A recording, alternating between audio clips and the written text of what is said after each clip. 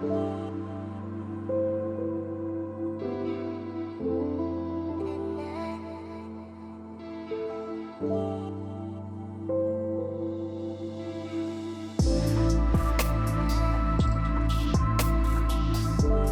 ने अपनी एक नज्म में अपना जो एक पोर्ट्रेट बनाया है, इसमें गली की दीवार को रसा ने पस मंजर बनाया है।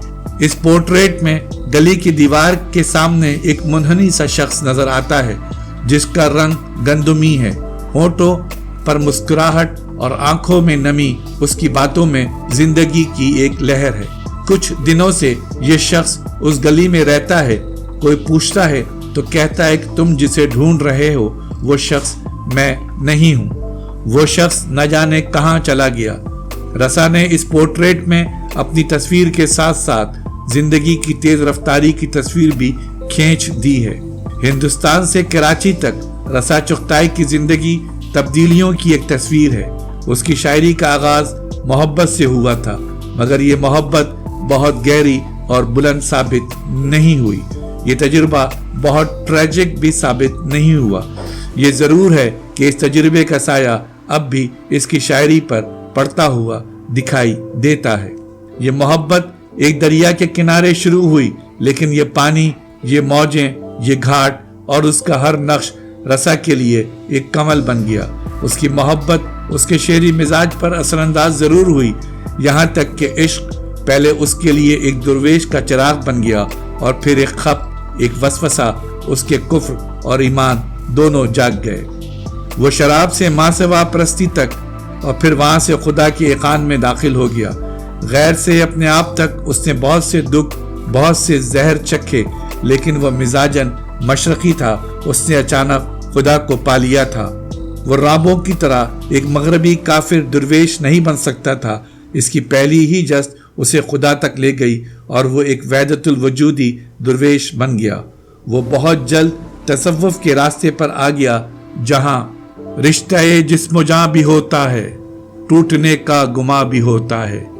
इस गजल में रसा चुगताई ने मजाज से हकीकत तक अपने सफर की सारी रुदात बयान कर दी है। 17वीं सदी ईस्वी के एक जापानी शायर ने 15-17 सिलेबस में एक हाइको लिखी है कि जब मैं तवज्जो से देखता हूँ तो नाजुना को खिला हुआ देखता हूँ।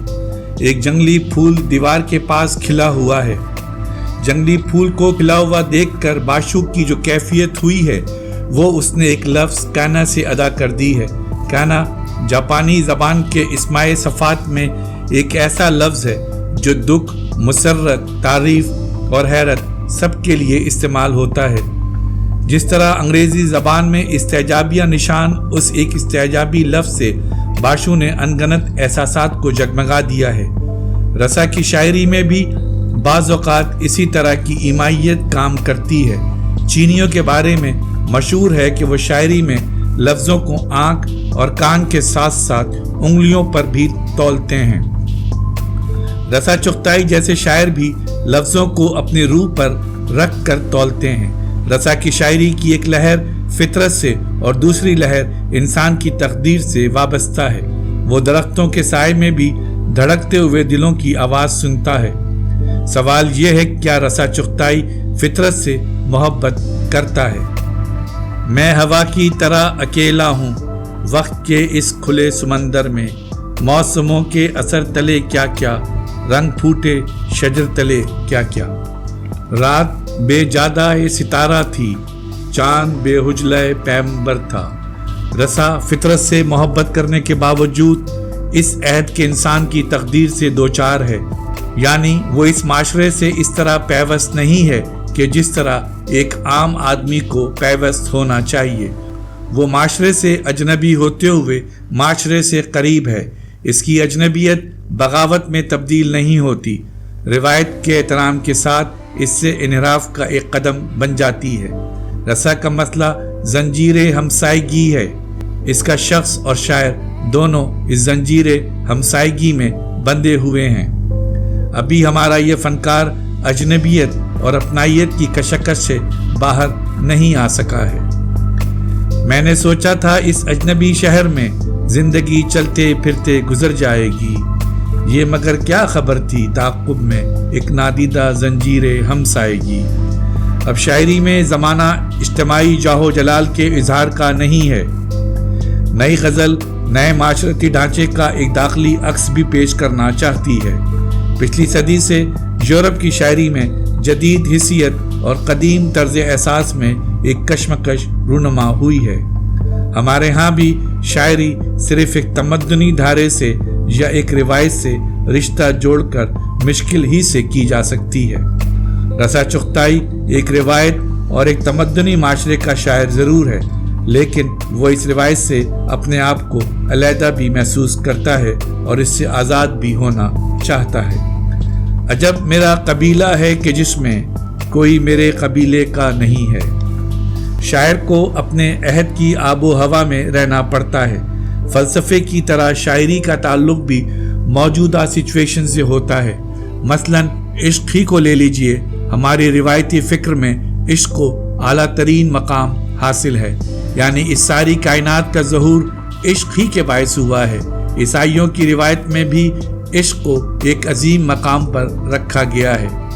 کیرکیگار کہتا ہے کہ عشق ہی انسان کو خدا کے لیے قابل قبول بناتا ہے، عشق ہی جلال بخشتا ہے اور عشق ہی جمال۔ معرفت ختم ہو جاتی ہے، عشق ختم نہیں ہوتا۔ محبت زندگی کی آخری شاہراہ بن کر سامنے آتی ہے۔ محبت آدمی کو دانش اور حکمت کا مرکز بنا دیتی ہے، لیکن محبت وہ ہے جو خود کبھی کچھ اور نہیں بنتی۔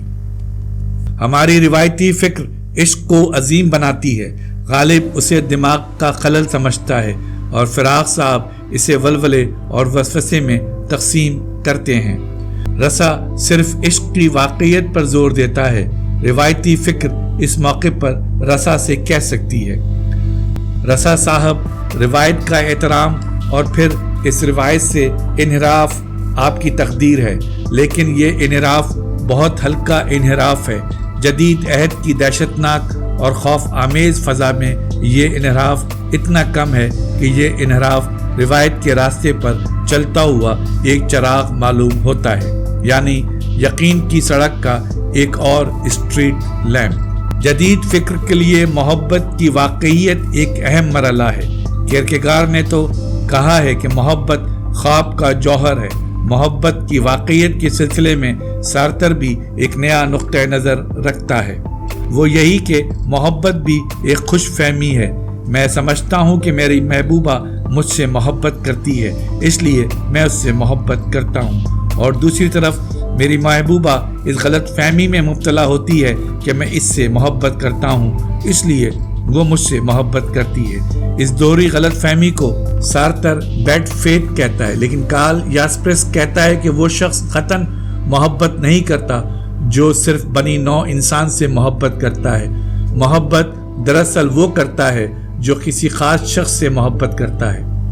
رسا چغتائی محبت کو اپنی جگہ ایک واقعہ سمجھتا ہے، اور یہی زاویہ اس کی فکر کو جدید بنا دیتا ہے۔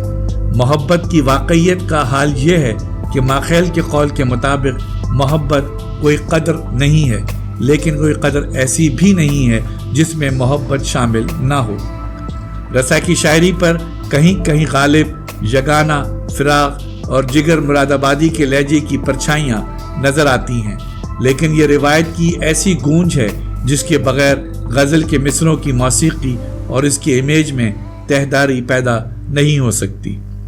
وہ اپنے بہت سے ہم اثروں کی طرح ماش کی بڑیاں ہاتھ میں لے کر اتراتا نہیں، وہ روایت کے جھٹ پٹے میں اس طرح رہتا ہے کہ ہم اس کا چہرہ پہچان سکتے ہیں۔ ایک تو جاں گسل ہے تنہائی، اس پہ ہمسائیگی قیامت ہے، چور دل کا کسی دریچے سے ایک دم چشم تر میں آئے گا، جہاں تم ہو وہاں سایہ ہے میرا، جہاں میں ہوں وہاں سایہ نہیں ہے۔ رسا چغتائی کی شاعری میں تشبیہیں کم اور استعارے زیادہ ہیں، اس لیے کہ رسا کی شاعری کا تعلق معلوم دنیا سے ہے، اور معلوم حقیقتوں کے بارے میں تشبیہیں کم اور استعارے زیادہ اثر انگیز ہوتے ہیں، مگر یہ معلوم دنیا رسا کی شاعری میں بولتی ہے، اور اہم بات یہ ہے کہ ہم اثروں کی طرح بولتی ہے۔ کارل یاسپرس ہی نے کہیں لکھا ہے کہ مشاہدات کی دنیا کو فنون لطیفہ بولنا سکھا دیتے ہیں۔ रसा के यहाँ मुशाहिदात की दुनिया हम असरों की ज़बान में बोलती है और वो भी एक मशरक़ी आदमी के लहजे में। रसा चुग़ताई की मशरक़ियत का एक और इज़हार छोटी बहरों के इंतखाब से होता है। अस्करी साहब ने लिखा है कि छोटी बहर में अच्छा शेर निकालना हमारे यहाँ कमाल की दलील समझा गया है। छोटी बहरें रसा चुग़ताई के आर्ट का नुमायां हिस्सा हैं। छोटी बहरों में रसा ने बहुत अच्छे शेर कहे हैं। छोटी बहरों के बारे में अस्करी साहब ने सारी बातें बता दी हैं, मगर असल बात ये नहीं बताई कि छोटी बहरों की सबसे ज़्यादा नुमायां खुसूसियत उसकी मशरक़ियत है।